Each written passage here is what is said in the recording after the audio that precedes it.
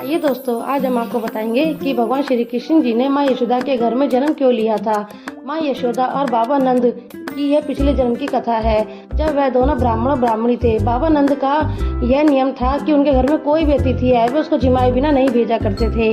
एक दिन उनके गांव में साधु आया। सभी गांव वालों ने उनका उपहास किया और कहा कि बाबा नंद के यहाँ जाओ, तुम्हें वहाँ पे भोजन मिलेगा। तब वह उनके घर गए। तब माँ यशोदा ने उनको बहुत आदर पूर्वक बिठाया और उनके लिए भोजन बनाया।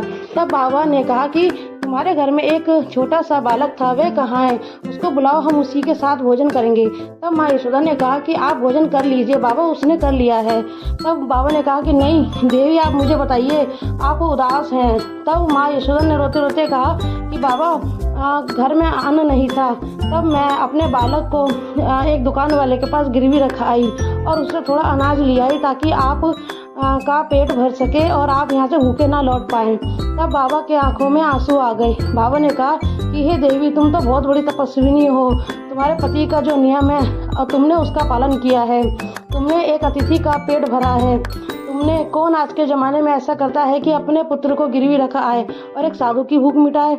आज मैं तुम्हें यह आशीर्वाद देता हूँ कि तुमने एक साधु की भूख को दूर किया है, तो तुम्हारे घर में ब्रह्मांड का एक लाला उत्पन्न होगा और वह तुम्हारे सारे कष्टों को दूर कर देगा।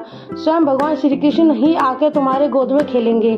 तब माँ यशोदा ने यह बाबा का वचन सुन के बहुत प्रसन्न हुई कि बाबा हम तो धन्य हो गए कि स्वयं श्री कृष्ण हमारे लाला बनेंगे।